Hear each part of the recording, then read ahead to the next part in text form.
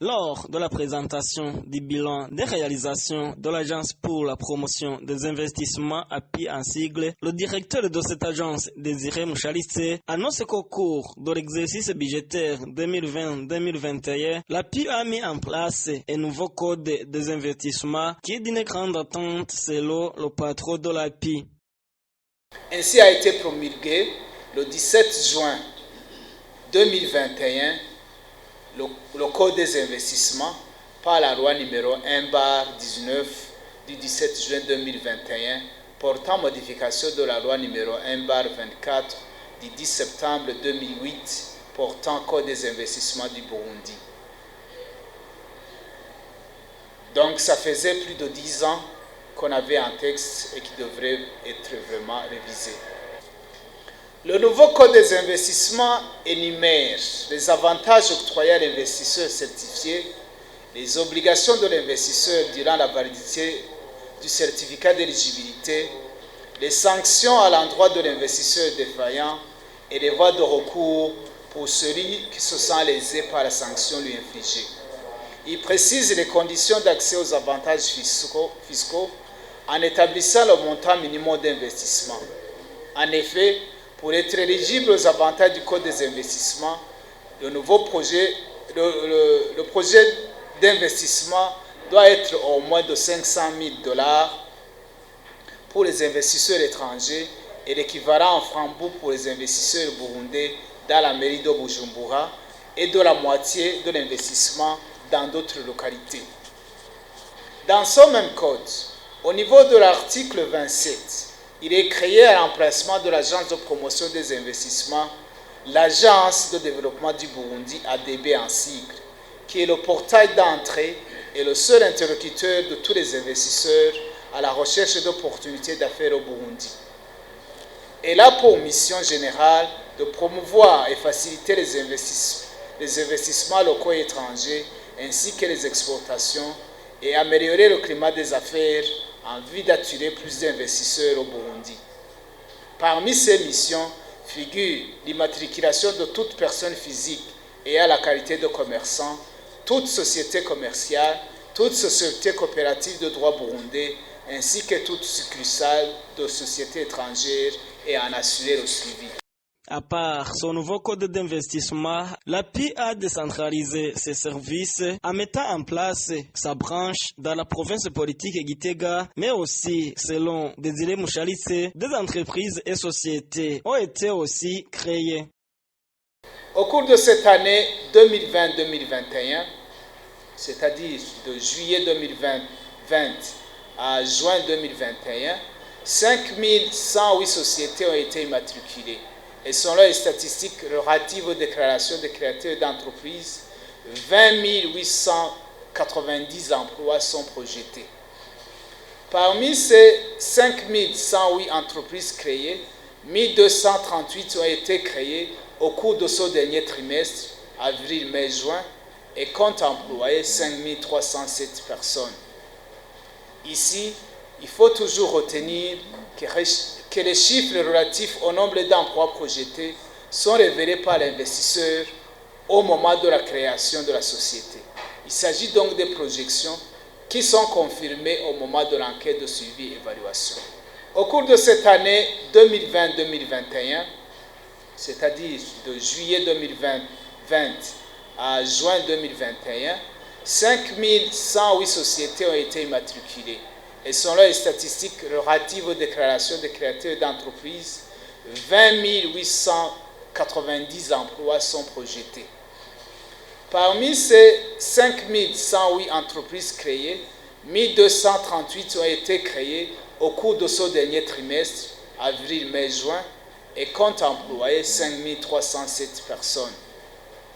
Ici, il faut toujours retenir que les chiffres relatifs au nombre d'emplois projetés sont révélés par l'investisseur au moment de la création de la société.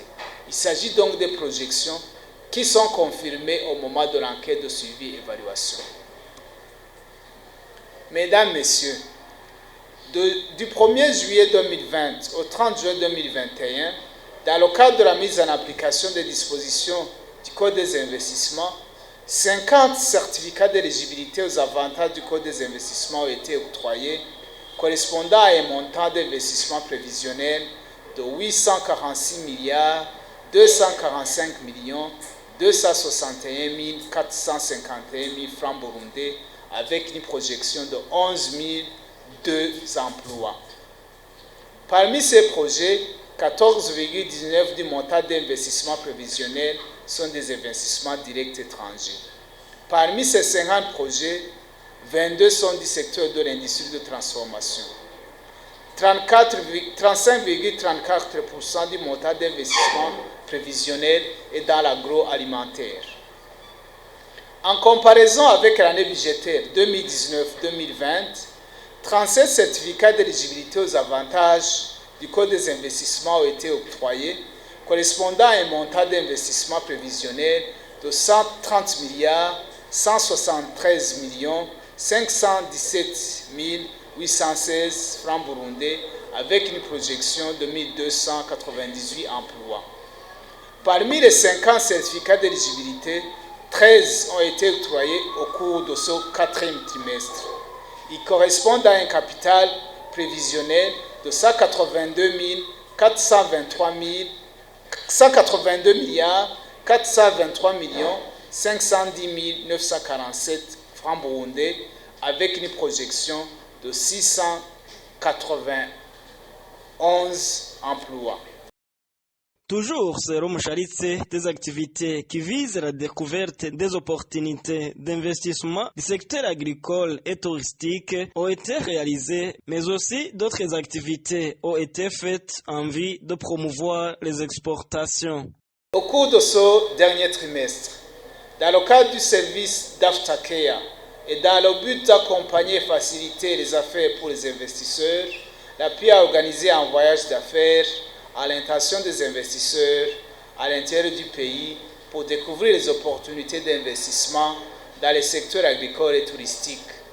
Ce voyage a concerné les provinces de Kayanza, Ngozi et la capitale politique Gitega. Le but de ce voyage était d'échanger sur diverses préoccupations en rapport avec l'investissement et le climat des affaires au Burundi, tout en leur montrant les atouts et les opportunités d'investissement non exploitées à l'intérieur du pays et ainsi promouvoir le tourisme et les inciter à un réinvestissement à l'intérieur du pays. Toujours dans la promotion des investissements, l'API a effectué plusieurs actions au niveau international.